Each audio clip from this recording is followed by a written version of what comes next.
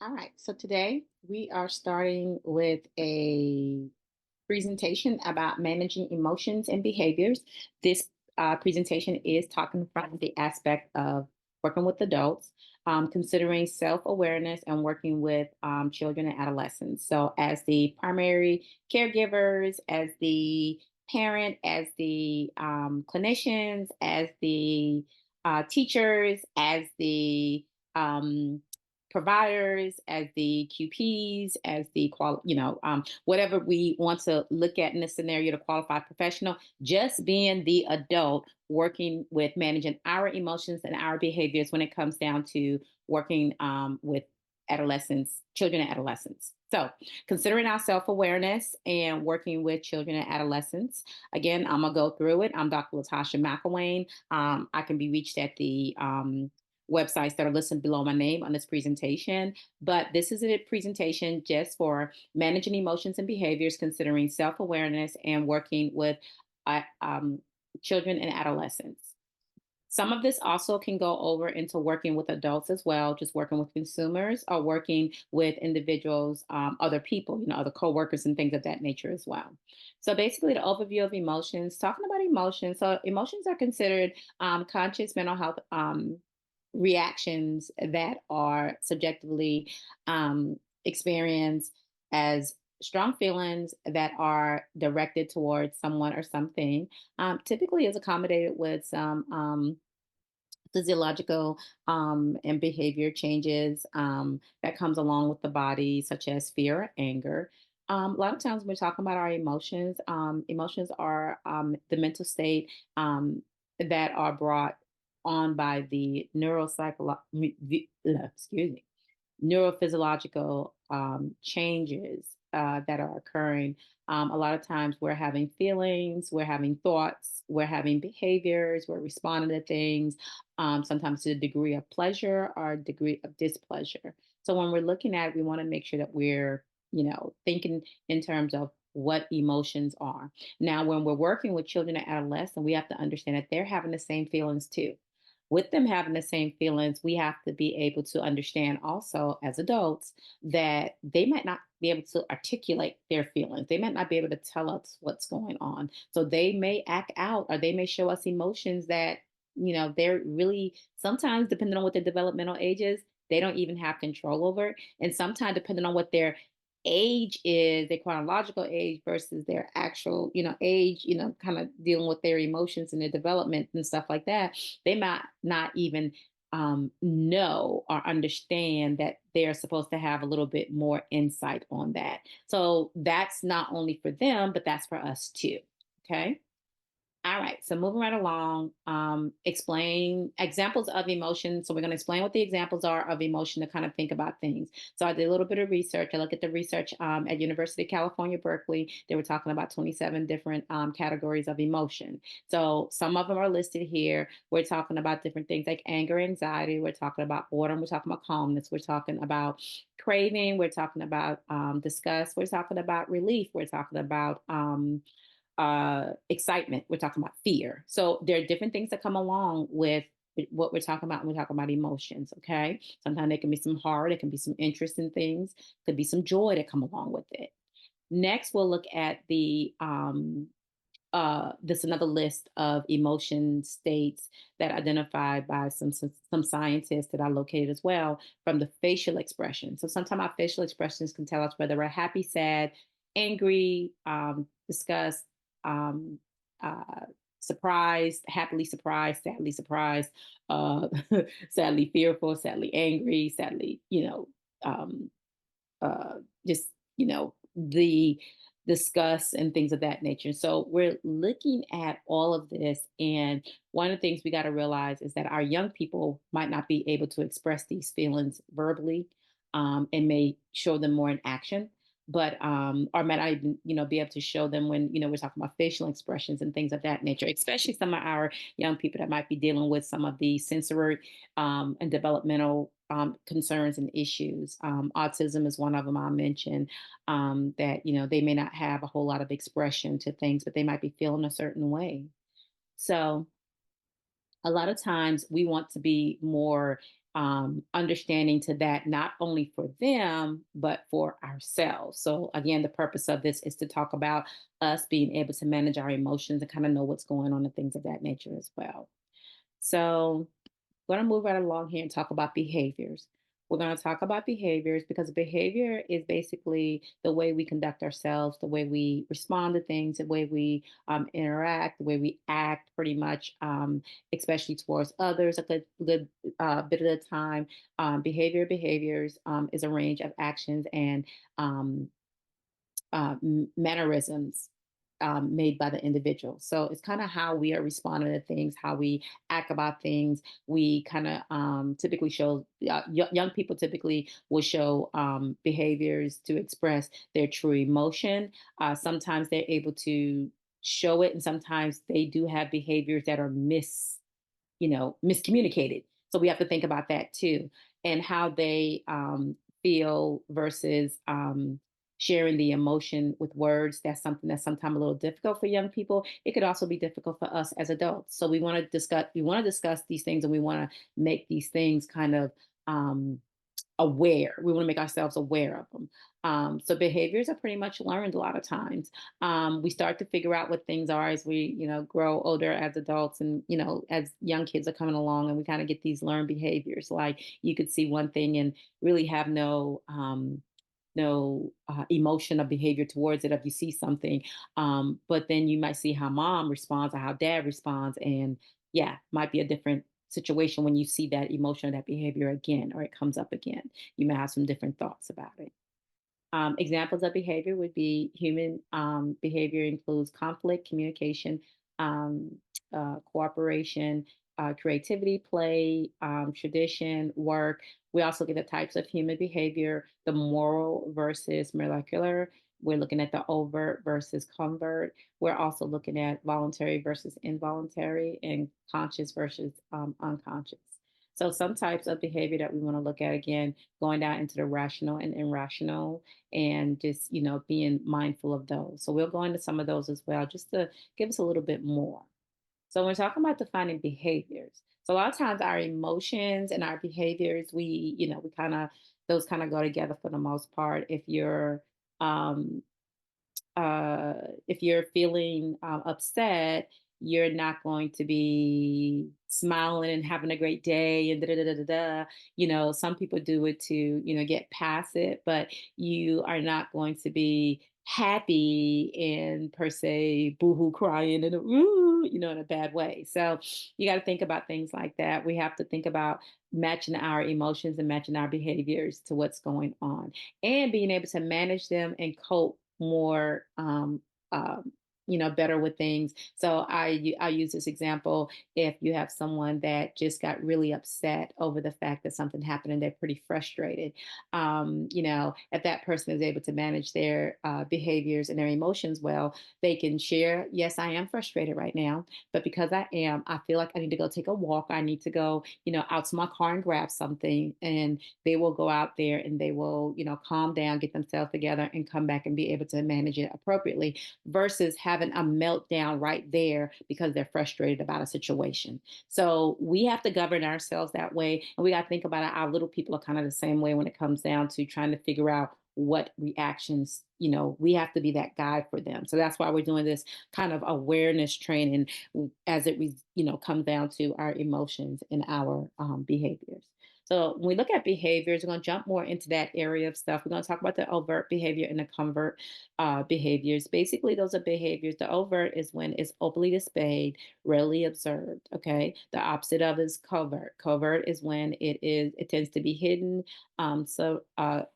subtle, or unobservable. So basically, the covert behaviors, we want to make sure that the behaviors that are not obvious or apparent to others.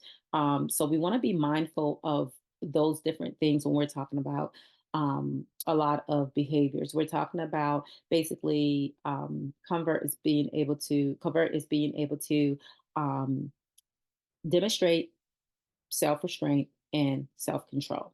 Okay. So, when we're looking at the conscious behavior, referring to basically behaviors that we are aware we are making, we know what's going on. Okay. May and it does say maybe either covert or overt. Okay. So the key feature here is that um, we know we are doing it. Okay.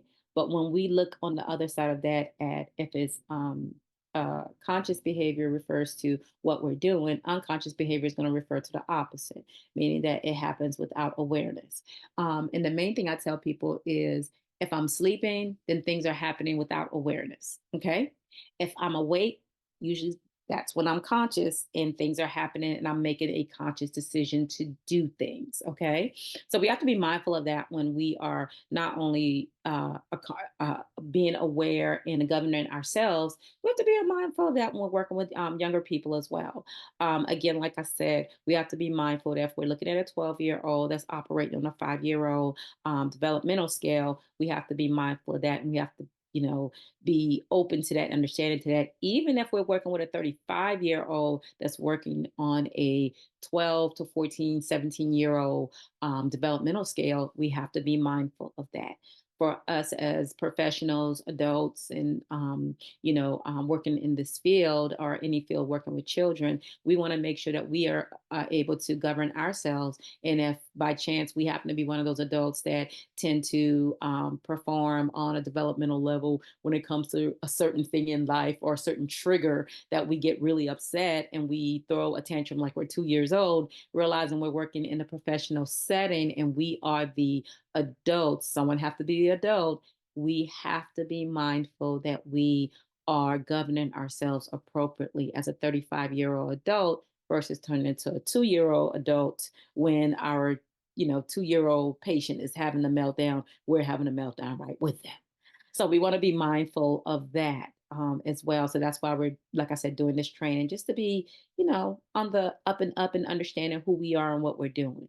So when we're talking about rational behaviors, that refers to behaviors that come about as a consequence of the logical thought process. Such as cost benefits analysis, and we also look into using common sense, critical analysis. It is the opposite of the irrational or emotional behavior. So when we're talking about the irrational behavior, it's often driven by our emotional side. So again, emotion coming in talking about behavior, behavior talking about emotions. We have to be mindful that we are, being logical in our processing of what to do next and how to respond to certain things. The next part of it is also just looking at the side that, we have to get our emotions intact.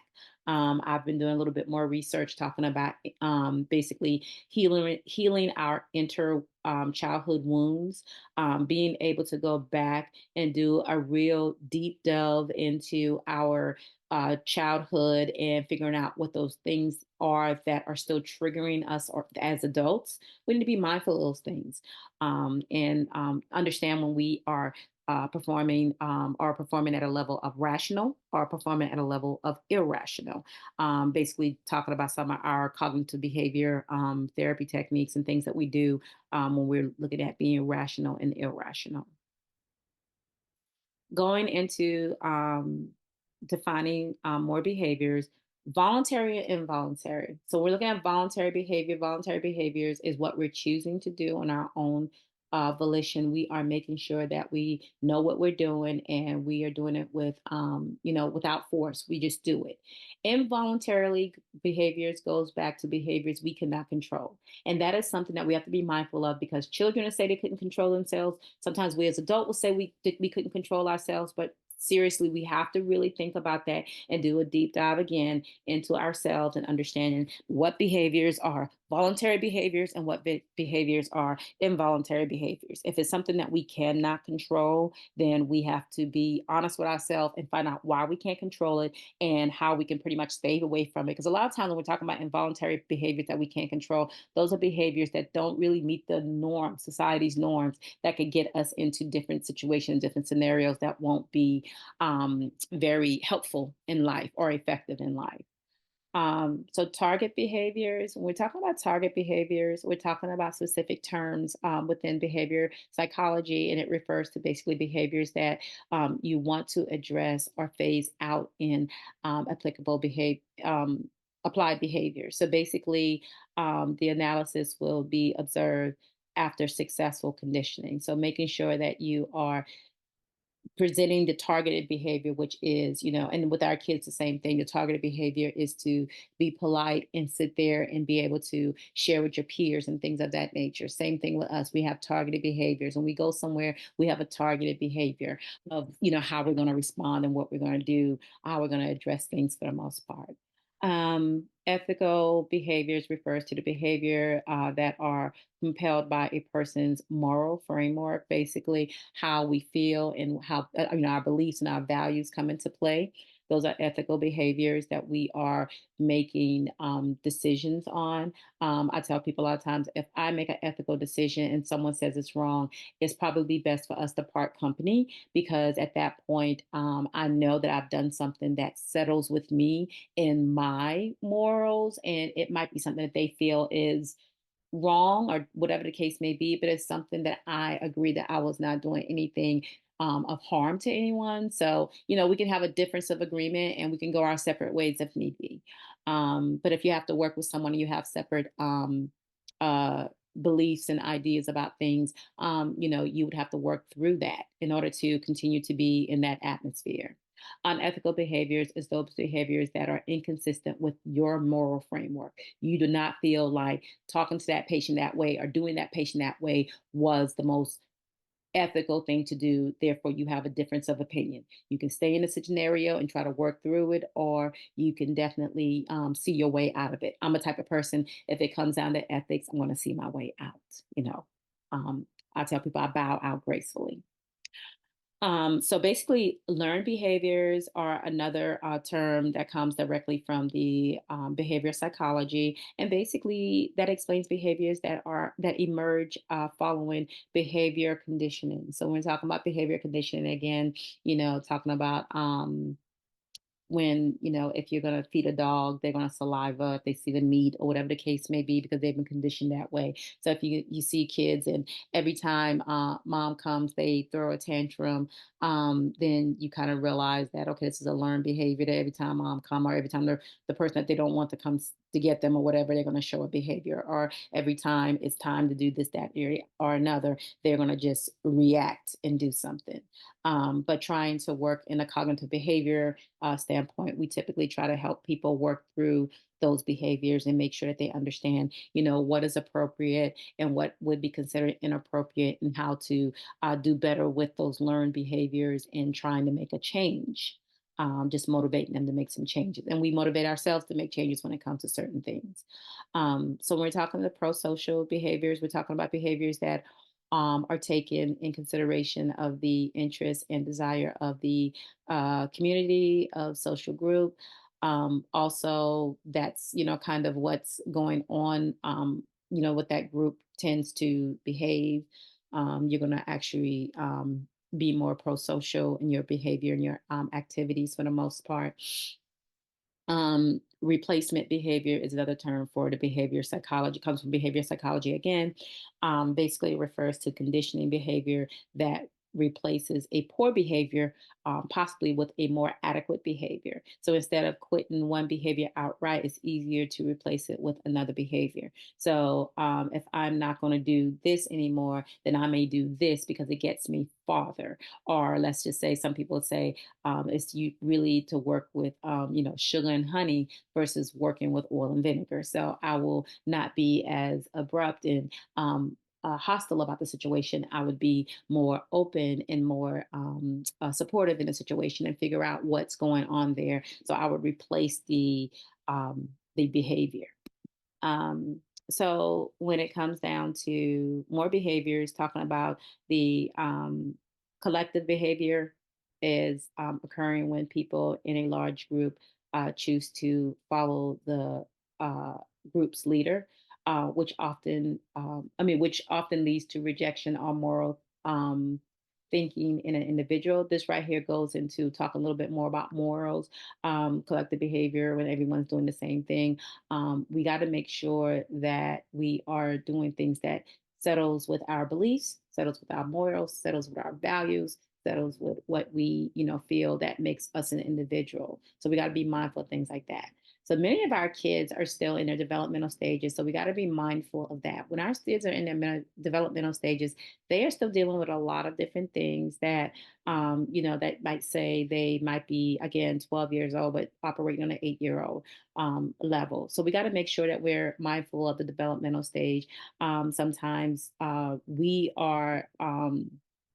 Kids are not specifically aware of what is happening, but we have to be mindful of it. So when we're working with kids, a lot of times we have to look at what do we do, how do we respond. We also have to look at what does it mean for us as teachers, providers, clinicians, caregivers. What does that mean for us when we're talking about defining these behaviors and our children are going through these issues or our young people are going through these issues, but we have to make sure that we get settled in who we are so that we can make sure that we're not going through these issues right alongside them. Again, someone has to be the adult in the situation. And because we are the adults in the adult bodies, we have to just adjust and govern ourselves accordingly. Okay. And I'll give an example of that. So I have one son at home with special needs. And with that son at home, he will govern himself appropriately when he's with me because sometimes, yes, I tend to baby him and he'll let me know, Mom, I'm not a baby. Or sometimes he leans into it and he's very, loving and kind of, whatever he's wanting from mom at that moment. And he'll be, kind of like my baby per se. But when we go out in public, a lot of times this son jumps on his A game and he understands that I'm not mommy's baby when I'm out here. I am a grown man. And yes, I may have my special need. I am going to perform as a younger man at the age 24, 25 should be performing. Therefore, I'm not looking for answers from my mother. I'm making a decision and I'm talking directly to someone using eye to eye contact. So again, I say that to say we have to be mindful that everyone's developmental states are different, but everyone can make a choice and know how to respond. And I use that example of me and my son, and I can say me and my both my sons, because both of my sons have special needs. Both of them know how to govern themselves appropriately in different settings. And that's one of the things that we've worked on wholeheartedly as a family to make sure that everyone is governed appropriately. And when they are not with me, they can govern themselves appropriately in a classroom setting, work setting, whatever setting they are in, out in a amusement park or whatever the case may be. They understand that they have to make these walks in life without their mother. And so they have to govern themselves appropriately. So I use that example to hopefully help with understanding about some of the developmental stages with some of our kids that, and I tell people a lot of times, I love kids with all my heart and I love young people, of course, but a lot of times they know, but they are willing to push the envelope to see how far we'll go. So we have to be mindful of that too. We have to get ourselves conditioned to that and understanding that because I mean, I'll tell anyone, even us as adults, we may go home. If mom does one thing, mommy treat me like an adult. But if mom does another thing, we're sitting up there like, oh, but that's my mommy. So we have to be, mindful of that. This is a great, this is great dialogue right now, just talking about it and thinking about it and putting these things out there. So what do we do? How do we respond? And what, does this mean for us as teachers, clinicians, providers, and caregivers? So this is a good conversation to have. And because I'll be doing this presentation with more of a live group in the next week, I will be getting some of these questions answered by our group members.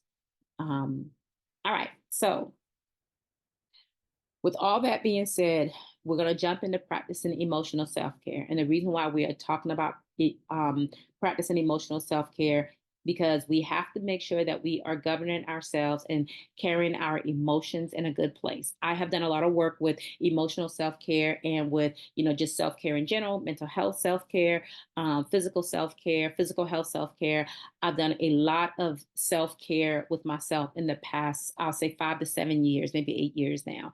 And it's been a good experience because, and I usually tell people a lot of times when we start having these come to Jesus moments, or these issues that we come up with that have us question our mortality, or God is, putting us in a scenario where we are, our higher power is putting us in a scenario where we are having that spiritual talk with ourselves, that this could be it, or this could possibly be, the end of me at this point. And what have I done? What will I do? And if my life is spared and I get to go on, then what will I be doing differently? That was my wake up call to start going into more self care. And as a therapist, this is some of the things that I do to practice, not only for my practice itself, but for myself. So I'm one of those persons that really like to practice what I preach.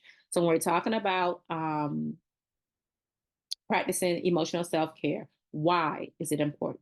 So emotional self care is extremely important because it's a type of care that we know of, and we can captivate and can integrate into our lifestyle. However, as for Black men and women, and just women and men in general, we have to think about it. We're always told that we're strong. We're always told that we can do things. We're always told that we're this, that, and the other. But a lot of times we may believe it, we may not believe it, but we don't even understand how we became this, strong person, or this person that's so able to get things done. We don't even understand what that is. And sometimes we don't even know how or why we're considered to be just that. So the biggest part of that is to start thinking in terms of, how do I get myself emotionally stable, or emotionally in a position, and behavior wise as well, as to I can feel like I am, one, a strong Black woman, Black man, white woman, white man, any race, Black, a strong woman or man in general. So wanted to just put that out there, and then also look at the consideration of, what makes me that person, understanding what makes me that person, and then understanding and considering how I became just to be that strong individual, that person that can handle a lot of things. So emotions are a big part of us considering ourselves as strong. Okay. So when we look at emotional self-care for Black women, Black men, and this is in general, again, for the full population of men and women, we can look at taking care of ourselves first, which is becoming a new kind of trend, to look at taking care of ourselves first, because taking care of ourselves first will allow us to be able to take care of the people around us that need us, as in, the children we work with, the adolescents we work with, the other adults we work with, our children, our family, our loved one, our significant other. We're able to manage things better if we can take care of ourselves first, and then take care of other people at the top level. So there's optimal level of caring for people. And the fact that I can take care of myself means that I can go and also take care of other people. And then we're looking at being our soft person, our softer person. I like to tell people, being a softer person, being in our soft men or soft women era, it's kind of being able to take care of ourselves and look at um, the support that we give ourselves, being calm with ourselves, being supportive to ourselves, guiding ourselves a little bit more, being careful with ourselves, and just being at a point where we can, lean into the things that we have going on, whether it be our emotions, whether it be our behaviors, whether it be what's going on at home, whether it be what's going on at work, whether it be what's going on generally, financially, medically, whatever the case may be. We have to lean into some of these things and make sure that we're taking care of ourselves. And again, like I said, I call it our soft woman man era. Moving on into practicing emotional self care, we are usually responsible for taking care of many aspects of our lives and our family systems, activities, and things of that nature. So we have to make sure that our dailiness in our careers and things of that nature, that we are being supportive to ourselves, as long as, along with us being supportive to other individuals and the different things that we have to do. Of course, there are three of those areas that tend to break out into smaller aspects. A lot of those areas break into other little areas of our lives that we have to really be focused on. So we're talking about, our family systems that breaks down into being mom, that breaks down into being a wife, that breaks down into being, a soccer mom, that breaks down into being a comforting mom, that breaks down into being, nurturing mom. So it breaks down into different things. So I wanted to share that and put that out there, that all of these areas really break down into smaller areas for us. Career wise breaks down into being a great worker, being a great supervisor, being that co-worker, being able to communicate with everyone, being able to do your job adequately, being able to meet your deadlines. So a lot of different things come out of that. And we have to make sure that we are taking care of ourselves in order to be able to sustain and move forward. We also must learn to nurture, understand, heal ourselves, and then look into acknowledging our own feelings and looking at ways that we can captivate healthier and supportive attitudes, positive attitudes, as we journey through life. So again, um, talking about the inner childhood wounds, just going back to that right quickly, there are things that have happened in our childhood that triggers what we have going on as adults. And I want to mention that again because one of the things that we want to do is we don't want to continue the cycle of having things to occur that throw us off the rails or off the path or off the tracks. And we want to make sure that we are handling ourselves, but we don't want to create, like I said, continue the cycle and creating those kind of concerns for our young people as they go into, young adulthood, and they got these things that, I'll tell people sometimes, because I wrote a book stating some of the things of the teachers that I had in my past. Some of my teachers were very helpful, and we made some great progress in different things that we did and I did growing up. And there are some people that weren't as positive and wasn't as, forthcoming with positivity. And they created some not so great scenarios in my childhood that I was able to work through. But it's something that I have to realize that it happened. I have to embrace it. I have to give myself that love and that care and that healing process and nurture those things so that I can be in a better place instead of always having an attitude about that because a teacher taught me, a teacher, treated me a certain way or whatever the case may be. I tell people a lot of times we have to think about going into things with grace. We have to talk about going into things with love. We have to talk about going into things with compassion when we're working from our emotional standpoint. The benefits of practicing emotional self care is really the fact of realizing that emotionally, we need to look at reducing our stress levels. We need to look at handling our overwhelming feelings and being able to handle different things for the most part, calming through the patterns, how we calm down, alleviating symptoms of depression, anxiety. All of these are benefits that come along with doing self care for yourself. Also, decreasing physical distress. Sometimes that cause us to have headaches, tension, muscle fatigue, or be tired. Also, looking at self care will help to increase your ability to be more self aware, more relaxed, more grateful, more resilient, and being in control of your thoughts and your feelings and having your behaviors to ensure that you have more energy and can focus on thinking more clearly. Okay. So, moving right along, we're talking about managing emotions and behaviors. So, managing our emotions and behaviors in uncertain situations and stressful times is a major part of what causes stress if we're unable to do it effectively and, efficiently. So, basically, major causes of stress that they will affect our mental health and our physical health. So we have to be mindful when there are uncertainties that come up. When we're faced with uncertainties, a lot of times we are wired to react in a level of fear sometimes, scarcity. We get to the point where we're not sure what's going on. So we want to consider staying focused and staying positive. We want to, I always usually tell people if it's a not so great scenario that just happened, figuring out how to create that into a positive, how to turn that into a positive, how to be grateful that it even happened because it's going to put you in a different place. So knowing what you want and knowing what you can do and what you don't want and what you can't do. Knowing those things is going to be a big part of being able to manage your emotions and your behaviors. And then embracing what you can control. So everything you can control, lean into it. You can embrace it. You can focus on it. You can be more positive with yourself. The things that you cannot control, we got to let those things go. We got to sit those things on the sideline and be more at a point where we can only control the things we can. We can only embrace and lean into the things that we can control.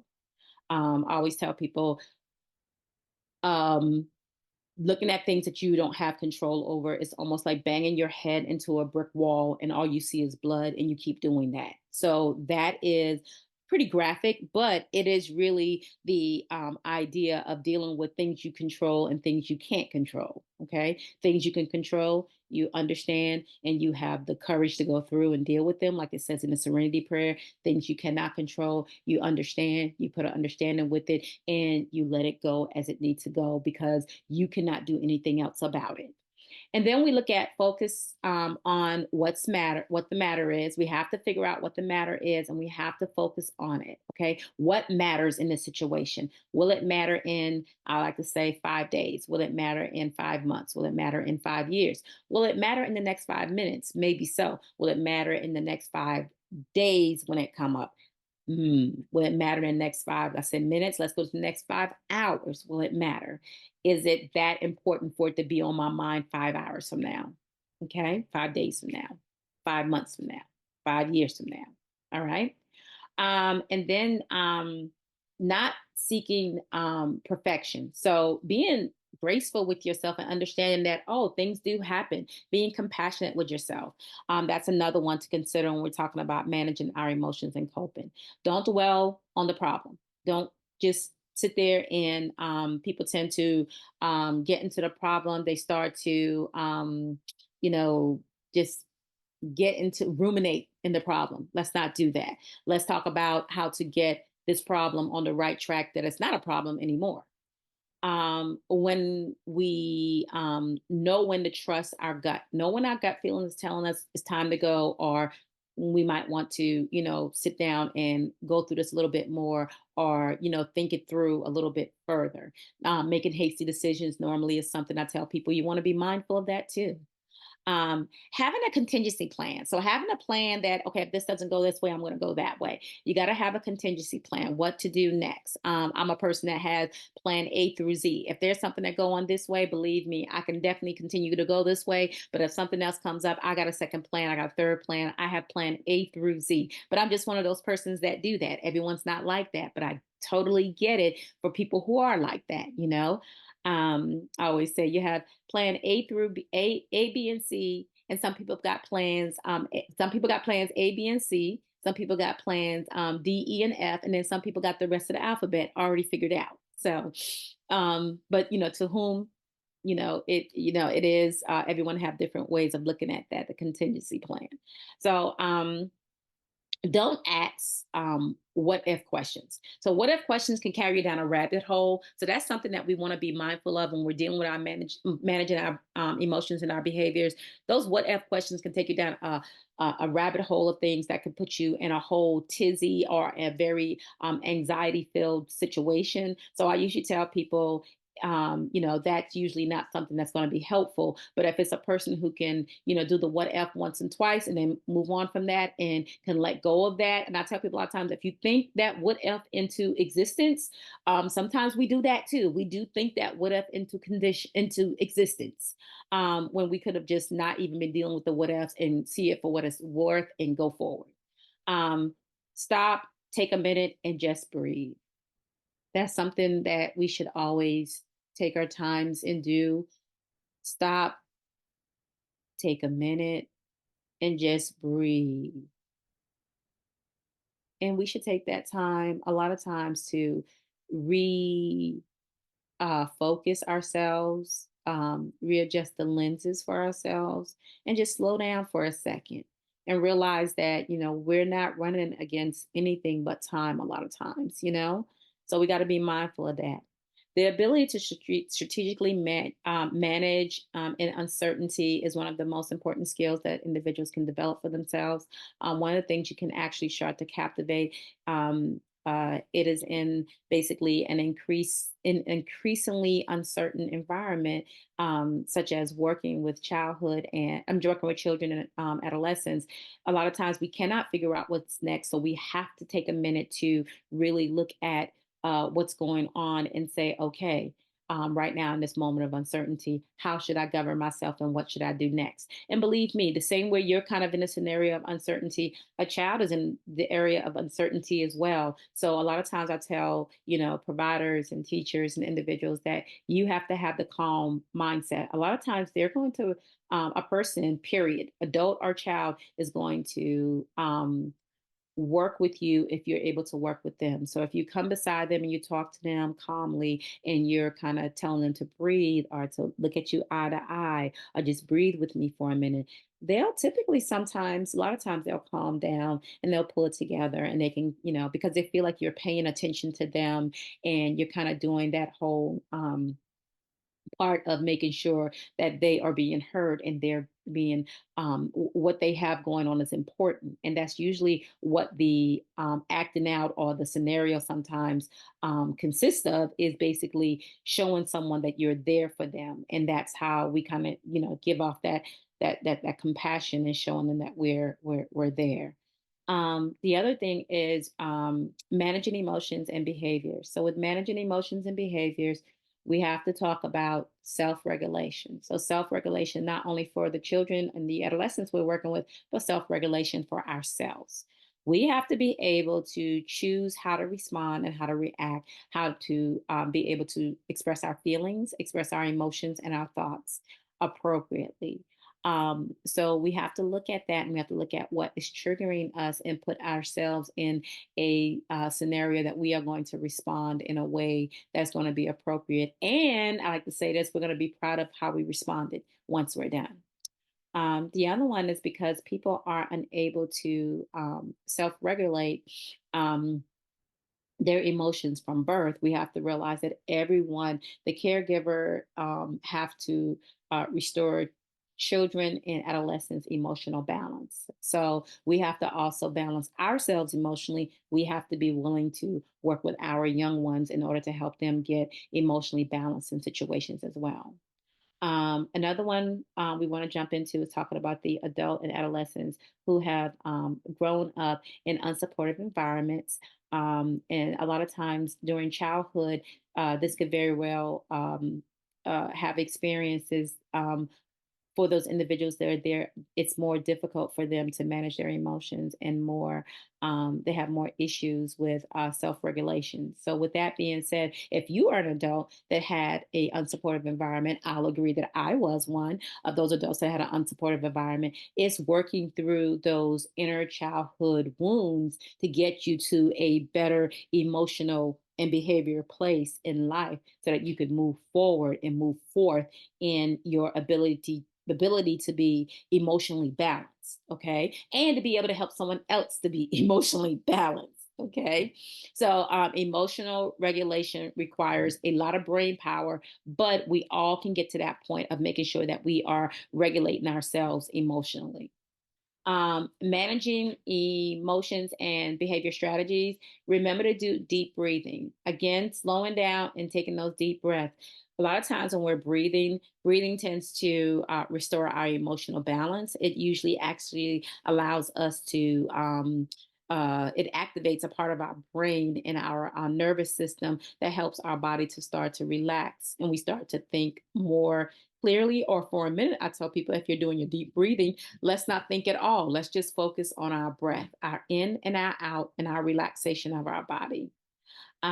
Using mindfulness, a lot of times we have to look at the engaging will help promote relaxation and stop some people from thinking about their worries. So mindfulness takes us to a whole nother level of being aware of what's going on. When we look at challenging our thoughts, we have to think about challenging the irrational thoughts for the rational thoughts. Basically, when we we tend to use challenging our thoughts. We help to challenge your irrational thoughts, and then we also it causes us to um, we when we challenge the irrational thought, it causes us to calm down. So the irrational thoughts cause the emotional distress, and what we want to do is challenge them so that we can get to a more calmer state. Um, Practice acceptance. So basically, a practice in acceptance is major. Basically, we embrace our emotions and understand what it is we're feeling, why we're feeling, why is it negative, why is it positive, and we don't really have to focus on the negative or the positive. Just the fact that we're having the emotion period. So we have to look at the fact that we are just wanting to honor the emotion, accept the emotion, and then sometimes we can also think about why this emotion is happening, what's triggering me to have this emotion. When we're looking at sensory grounding, this can be something we can do in a way to help us manage our distress or manage our emotions and behavior strategies with being able to sing, splash cold water on our face, humming, progressive relaxation. I like to also talk about sensory grounding as in taking a walk, allowing ourselves to feel the sun on our skin or the breeze or the coolness on our skins and things of that nature, to do something with our listening, as in we're hearing ourselves speak, sometimes listening to music, calming music, music that put us at a good point. So that's kind of some of your grounding, your sensory grounding. Um, so let's talk about self care activities for practicing emotional self care to start on a soft woman or soft men era or journey. We can look at um, looking at setting healthy boundaries. And setting healthy boundaries is something I go through a ritual of setting healthy boundaries with individuals with a journal, and have an 8-week journal that helps people understand what it means to set healthy boundaries and help them understand what it means to be within the realms of what is healthy boundaries, as in, is it something that's selling with my values? Is it something that's selling with my belief? Is it something that's selling with my, my morals? Is it something, that I don't feel that icky feeling about once I set the boundaries and say yes or say no, you know? Also, talking about acknowledge and embracing your feelings, really leaning into that. A lot of times, talking about the triggers and things of that nature. Daily practice of gratitude, being grateful for things, doing 3 to 5 things that you're grateful for in the mornings and at night. And some people do that along with their meditation. Some people do that along with their prayer. You know, everyone's different. Eating healthier, being mindful of your intake of food. Sometimes I give individuals ideas of doing a day of just fruit, or doing a few days of no meat, or doing a few days with no bread. Just taking certain things out of your diet, taking sugar out of the diet, doing, 2 weeks to a month with no sugar, or doing one day at a time until you can get to a point where you're not indulging in too much sugar. Another thing to look at is focusing on the positivity, focusing on what's positive, changing those negatives into positives, working on that. Sleep hygiene. I typically do a sleep hygiene, and one that I do prescribe for other people as well is taking a night where you get all of your sleep, at least 1 or 2 nights a week. And what to do with all that energy is amazing, because a lot of people come back and say, oh my gosh, I felt amazing because I got 12 hours of sleep one night, or I got 10 hours of sleep one night, or I got a full 8 hours of sleep one night. What I do with that is, really focus in on taking care of yourself and being able to take care of others with all that energy you have for the next day. And then spiritual self care. Some people dive into their spirituality, as in, their higher power, God, or, whatever their higher being is. A lot of people jump into that. And that's also a great way to start some emotional self care. Also, meditation. Of course, everyone knows I'm a big meditator. That's something that I do wholeheartedly and enjoy doing. Definitely keeps my world balanced. Um, uh, Start lifting light weights. That's something that I also approve, and also tell individuals, go to your primary care doctor and see if that's something you can definitely work with lifting light weights. As individuals are getting older, our muscles is something that we focus in on. And it also takes your mind off of things. Practice mindfulness. Again, talking about mindfulness, being in the moment, being in the present, calming down and taking that time for yourself, whether it be 5 minutes, 10 minutes, 15 minutes, an hour, but just being mindful and being intentional about the things you're doing, and things you're feeling, things you're saying, and those feelings you're having. Daily journaling is another one. I have several journals that I tend to give to people and sell to people in regards to focusing through life and being able to journal on a daily basis about, sometimes they're prompts, sometimes getting people started in journaling by themselves, in a way where they don't have prompts, where they're just kind of writing down their thoughts. So journaling can go both ways. It could be guided journaling. It could be just thought process journaling. It could just be what's going on for the moment. It could be what happened today type journal.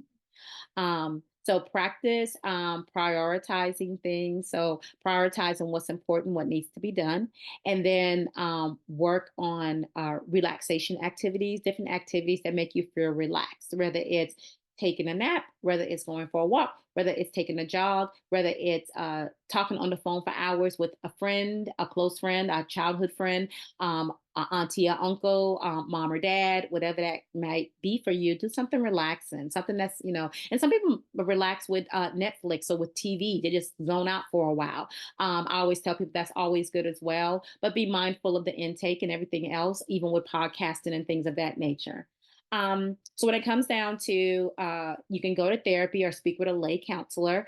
I like to always put the lay counselor in there because sometimes people can't afford what therapy prices cost these days, and they may need to go with a minister or go with a real close friend of the family or something like that, or a real close friend that they trust and confide in, or like I said, someone with their church or something. Listening to common music or a podcast, that's also two more that's definitely helpful, just to kind of set the tone for yourself.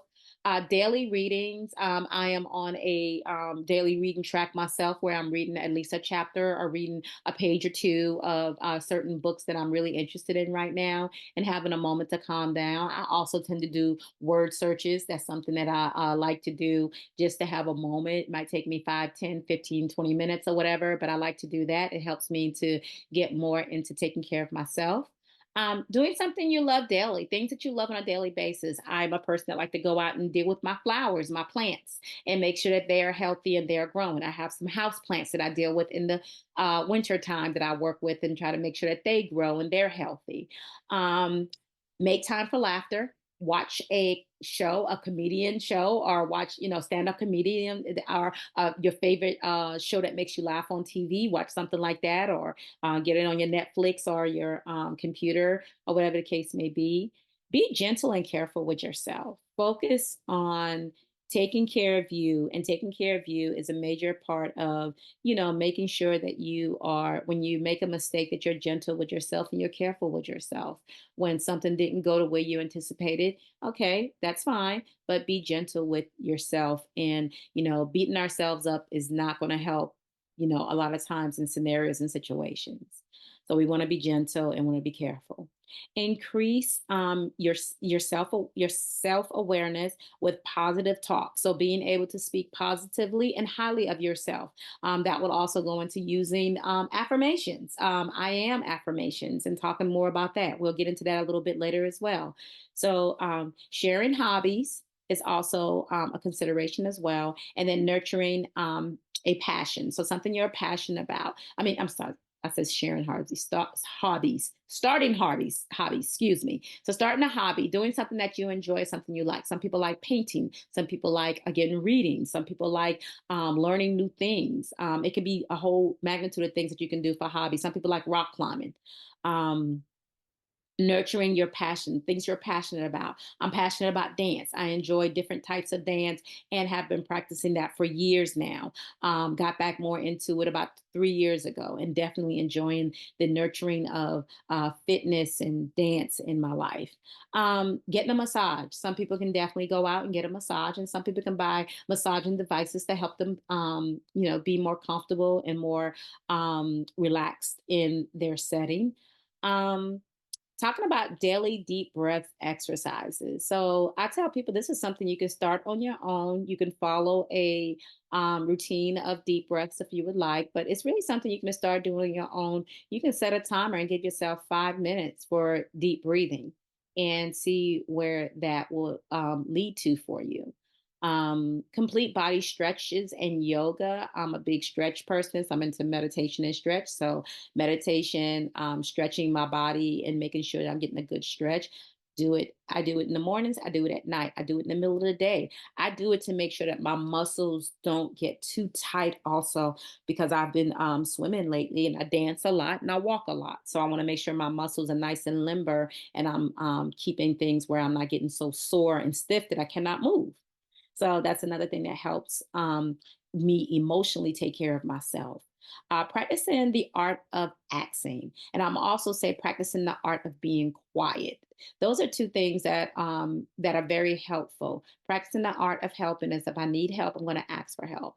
If I know right now that the situation has gone too far and I need to be quiet for a second, I'm going to embrace that and be quiet. I'm just going to listen. Okay. Taking daily walks, daily, any type of daily exercise can help. Focusing on calming activities, things that you do to calm yourself. Practicing goal setting, creating goals for yourself in, whether it be 3 things today that I'm going to get accomplished outside of the norm of what the things I have going on, just getting those down packed and doing those things. Taking a bubble bath, having a moment of serenity, a moment of just some downtime, some alone time, taking a nice hot shower. And then also use I am statements. I am happy. I see the end of the road and I know it's going to be a success for me. Using those I statements. Also, just good things and implementing those affirmations. All right. So, some emotional activities, knowing your value and your limits, understanding your personal values. So, basically, your personal values and limits, and gaining acceptance with both. So, creating and knowing your values and limits begins with you identifying your boundaries, exploring your self awareness, and developing an understanding of knowing when to say yes and when to say no. Trusting your gut. Understanding your physical and mental emotional abilities and knowing what your bandwidth is. So knowing your bandwidth is major. It helps you to shape what what healthy boundaries are and what they should look like for you. And of course, everyone's different. So everyone's personal boundaries will look a little different, but this helps with your emotional care as well and your behaviors, how you respond to things. Also looking at self-awareness, involving your self worth, your dignity, and how you value yourself and having respect for yourself.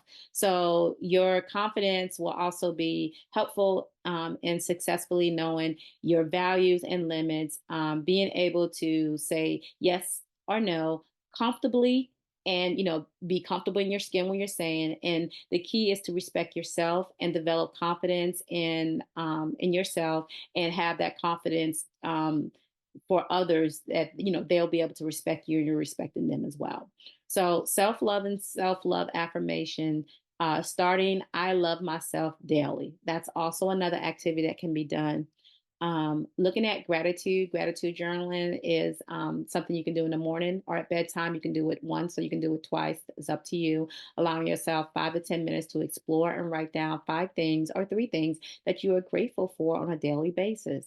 The goal is to practice gratitude daily, involves showing appreciation for the things you have in your life and things you see, things are meaningful to you, as well as what is valuable to you. Gratitude gives you a boost in your mood, and it also is a positive outlook on things. Gratitude is much like a muscle that you can actually build with the exercise and practice. So, gratitude will boost your emotional intelligence. Okay, using positive affirmations. So, spending 5 minutes in the morning and 5 minutes at bedtime to recite positive affirmations will have a great effect on your life. The I and the I am statements are most notable when we're talking about affirmations. They do bring that presence of the state of being. And so both I and I am statements are used to reprogram our subconscious mind by introducing new and positive beliefs. So these statements will also challenge negative self talk. Research has shown that these statements used regularly can create new neural paths in our in when it's used consistently and repetitively. So if it's building new neural paths, that's of course in our brain, it would definitely help us to align our subconscious mind with our conscious intention. Okay. Also, when we're looking at emotions and behaviors, they really start with us. We have to be mindful of what's going on with us. So, with the population um, that we are in, if we're the caregiver, whether we're the teacher, whether we're the clinician, the provider, we still have to be the supporter. We have to be out there to make sure that we are supporting our individuals and supporting ourselves. We got to be able to do that as well. Many times, depending on the environment, many of us are basically first in line defense when it comes down to assisting our young people, and of course, when it comes to assisting ourselves with understanding our emotions and understanding how to regulate ourselves and regulate our emotions. Self regulation and emotional regulations are big parts of what we're pushing here as far as making sure we're on a good point and getting to a good place. So working on developing a level of respect can go both ways and can go a long way. So basically helping kids feel supported, helping ourselves feel supported, helping us feel heard, helping ourselves feel heard, helping letting everyone know that they're important, and for us to feel like we're important also to ourselves. We've got to get to a place where we can do this and we can be showing all of this to others. And that's how we kind of try to bridge that gap. And then what you can do differently based on what you've learned from this presentation. I'm going to go through this presentation in person and live. So we'll get some more feedback from other folks, as in, so what you've learned out of everything here, what can we put together as the big out the overarching concern here that we're really trying to narrow in and focus in on, that we're going to be doing to make sure that we are adjusting and helping not only ourselves but also helping the individuals that we work with. Okay. All right. Thanks so much for listening. This has been a presentation speaking about managing emotions and behaviors, considering self awareness and working with children and adolescents, and working with other adults as well, and working mainly with ourselves. So I thank you for listening. Thank you for tuning into this presentation. And again, this presentation will be recorded live when I do them on the two occasions that I have to do them on, and the next week. So I hope you listen to this one and come back to listen for the ones that we will do later on. So thanks so much, and I hope you have a very great day.